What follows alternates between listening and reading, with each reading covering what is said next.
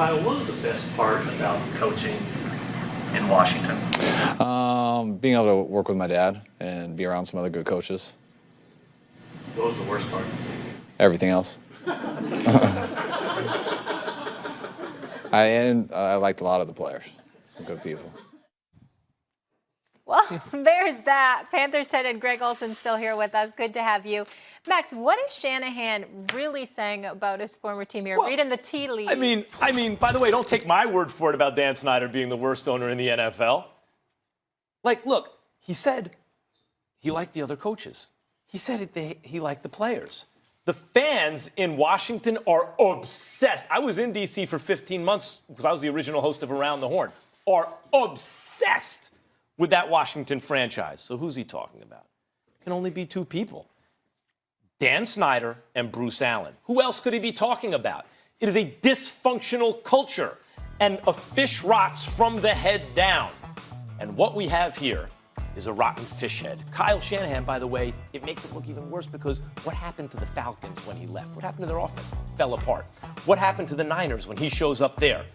Are they the best team in football right now? And we're not even talking about their offense. So when it comes from the mouth of a guy who shows you success, like he's the variable you control for, take him away, franchise falls apart. Put him in another franchise, they get great. And he's saying, I like everything about that place, except the owner and the top executive, basically. Tells you everything you need to know about the culture. Well, I disagree with you. And I'm not disagreeing with you about Daniel Snyder, but I'm disagreeing with you about your perspective as it pertains to what may have motivated Kyle Shanahan to say what he had to say.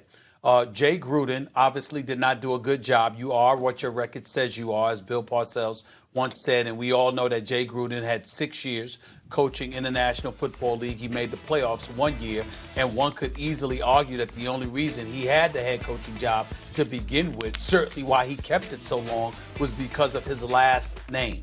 Let's talk about facts here. Sean McVay coached under Jay Gruden while Jay Gruden was the head coach of the Redskins. Matt LaFleur, the coach of the Green Bay Packers, coached there. And obviously Respect. Shanahan.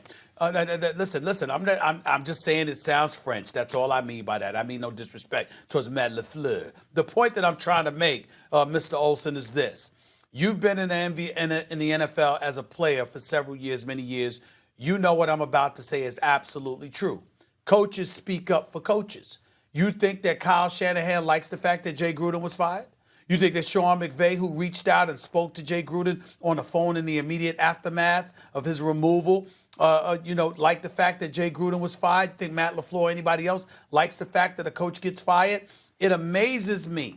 And I'm not saying they're wrong to do so because, listen, if I saw something happen to one of my contemporaries in this business, I'd probably speak up for them as well because you don't want to see people losing their jobs and having their quality of life compromised in any way. You are sensitive to that.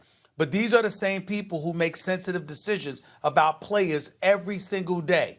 Under the guise that, excuse me, you either have to win or we have to replace you with somebody who can help us achieve the bottom line of winning. But when it comes to themselves, they want us to heighten our level of sensitivity when it comes to their tenure, their job security, etc. I respect and appreciate where Kyle Shanahan is coming from, just like I appreciated where Sean McVay is coming from, no doubt others. But in the end, they still have jobs because they're winning. Ron Rivera still has a job in Carolina because, damn it, he's won more than he lost. Jay Gruden is out of a job because he lost more than he won. We can point the finger to Daniel Snyder all we want to, and you might be right in a lot of the things that you're saying, Max. But in the end, Jay Gruden didn't get the job done, and that's the bottom line. Yeah, I think he's dead on. I think obviously wins and losses in this league dictate how long you're going to be around. I mean, he mentioned their record. He mentioned guys like Rivera and them who can ride those waves and come out the other end. I think the part that we also have to understand is, yes, coaches do support other coaches. Coaches are incredibly loyal to guys they've worked with in the past. And I think all those guys he mentioned that kind of share that history of being there in Washington, I think the part that rallies them all to having each other's back is the notion that it just seems to the outsiders, and it seems from Shanahan's comments there, that they felt with all these great coaches, with all these great players and all that, there was something missing that we couldn't have prolonged success, right? And you can see no matter who they hire, no matter what changes are made, what free agents added, what coordinators changed, what head coaches changed. Nothing changes. And I think they all, without coming out and saying it, can say to each other, hey, we all understand what we were up against in an organization like that. Yeah, Greg, that's a big thing for you to say because you're still an active player who, that's a job. Like there are jobs available for guys at the end of their career in organizations. And that's a strong thing for you to say about an organization that could one day, who knows, be a potential employer for you. Yeah, and again, it's not a knock. I've never played there. I've never spoken to a player there who has had bad things to say. I'm saying from the point of these coaches, the reason why they're all quick to support each other, why McVay reached out, why Shanahan feels, Stephen A's point of Kyle Shanahan is reacting to the firing of Gruden. I think all those guys share the sense of what could have been if we had some more framework, if we had some more support within the organization with the players that we had talent-wise and the coaches that we had come through those doors, what could have been. That's what it seems to me reading all the writing on the wall. And here's my point that I wanted to make to Max and you, Greg, as well. Here's the bottom line. All of those guys can say what they want. And I'm not saying they're wrong with what they're saying any more than I'm saying Max is wrong. I'm not saying that. But Matt LaFleur, Sean McVay, Kyle Shanahan, before those head coaching jobs came their way in Green Bay, Los Angeles, San Francisco, respectively, that same owner that you're alluding to, Max, Daniel Snyder, if he had said Jay Gruden needs to go 3-4 years earlier, Sean McVay, you're going to be the new head coach. Sean McVay turning that job down? Hell no. Kyle Shanahan turning that job down?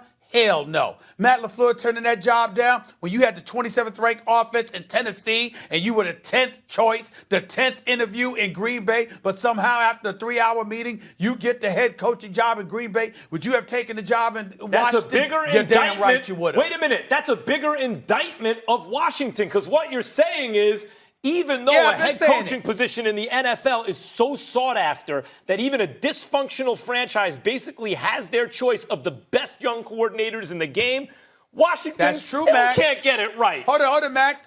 That's absolutely true. And I understand that about Daniel Snyder. But what I'm saying is they're talking, and you talked about how Shanahan's argument was basically highlighting the deficiency of ownership in Daniel Snyder. And I'm saying, yeah, but they would have took the job.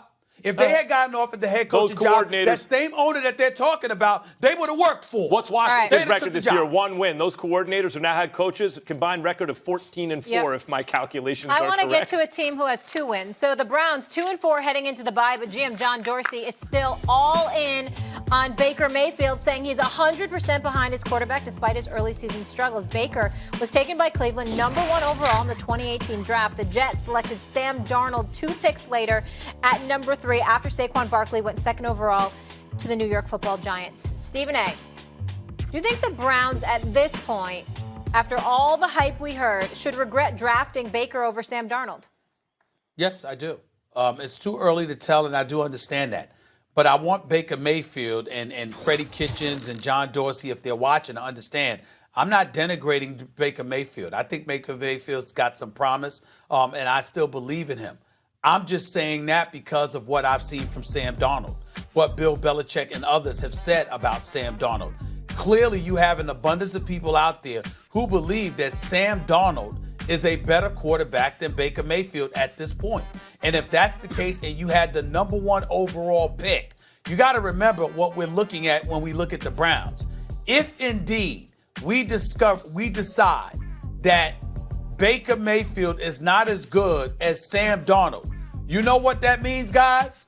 That the Browns lost out twofold. Because not only did you pick the wrong quarterback, but you also passed up on Saquon Barkley, who's widely considered to be the best running back in football. Even though you got Nick Chubb and you got Kareem Hunt coming, the bottom line is you will have passed up on Saquon Barkley and Sam Darnold, who's considered to be a better quarterback, in favor of Baker Mayfield. They can't admit that yet. The jury is still out. We all know that. But at this juncture, if you listen to people talk about the quarterbacks, they're saying Sam Darnold is better than Baker Mayfield. Yeah, look. That's a problem when you have Cleveland's history. Sam Darnold's also younger than Baker Mayfield, playing better and younger. But I got to say this. It was a gut look. Sam Darnold was more the prototypical guy that goes number 1 overall. I was expecting him earlier in the process to go number 1. There was no knock against him. He was Baker Mayfield's a little short, and his personality wasn't one of a franchise quarterback in the modern NFL. Sam Darnold checked every box. There was really no boxes that he didn't check at a certain level. But Baker seemed to check certain boxes at a higher level, even if others were unchecked. That kind of guy is more of a risky pick and generally doesn't go number 1 overall. I thought it was gutsy of the Browns to take him. I thought it was correct at the time. I think it's still too early to say one way or another how this is going to break. But the NFL is a risk-averse league. And, a coach goes for it on 4th down when he should instead of punting, and it comes back to burn him. And they remember that burn and sometimes don't go for it on 4th down in the future. My concern with all this, if Darnold does wind up to be the better quarterback, Greg, is the NFL goes back to kind of like a little more risk-averse. Remember, they took Baker Mayfield. That was a risky pick. Sam Darnold checks all the boxes, and it's a more interesting place, I think, when teams take risks like they did on Baker Mayfield. Yeah, I think back to 2011 when the Panthers are on the clock with the number 1 pick and they take Cam Newton, right? 1 year of college football, it's his game going to transition. And the guys that Blaine Gabbert and Jake Locker, of course, we all know we made the correct decision. Mm-hmm. But that wasn't initially, that wasn't the consensus, right? And last year wasn't the consensus either. There's a lot of people in New York that before Saquon busted out, there were people in New York killing Gettleman for not taking a quarterback at number 2 and taking a running back in a league that was so, quote unquote, How about when he took Daniel Jones? Right. So I think early idiots were criticizing him for all that. These idiots so I think we just have to be careful. I know a couple people up in Cleveland that have nothing but unbelievable things to say about Baker Mayfield. I think he comes across in a certain way to people who don't know him. I think he's a little brash. I think he's a little abrasive. I think that causes people to be extra critical of a young quarterback. Obviously the interceptions are not, but when you guys put those numbers up, the interceptions are a problem. And obviously that's a huge part of playing quarterback. Outside of that, higher completion percentage than Sam Darnold. Obviously, he's thrown for a lot more yards in 5 more games. So I think the jury, in college, by the way. Yeah, I think the jury is still out on Baker. I think he's got to get some structure up there. I think they got to find who they are. He's got a lot of new pieces, a lot of new personalities. He's trying to navigate, new young coach who's trying to figure out all that too. I think we got to give them a little chance. I think we got to let that play out. And I think we're going to be sitting here in a year or two from now with a lot more clarity on those two. And let's be honest, we just saw Sam back. True. Go ahead, Steve. Well, we just saw Sam back, but the other thing that I would say to Greg is this. Composure does matter. Leadership capabilities does matter. I like Baker Mayfield a lot. We'll see. But Baker Mayfield does have Jarvis Landry. He does have Odell Beckham Jr. And even though we saw Robbie Anderson show up and show out against the Dallas Cowboys on Sunday, the fact of the matter is it's been widely recognized that the Jets don't have a number 1 receiver per se. So it's about who you're working with as well that matters. All right. You're a fantastic tight end. Really good at this TV thing. Thanks so much, guys. So let's make some picks. Very much so. KC at Denver. Who you got? KC. I think their offense is going to be good enough. I think Max and I were talking during the break. Defensively, I think they got to tighten up a little bit. I know they got a lot of guys out. I think Kansas City's firepower. I think Mahomes will find his groove. Hard to bet against Field goal spread. I think they win, but I don't think they cover. I think that's a real tight game. Stephen A., who are you rolling with? KC, of course. I don't believe in Denver's offense.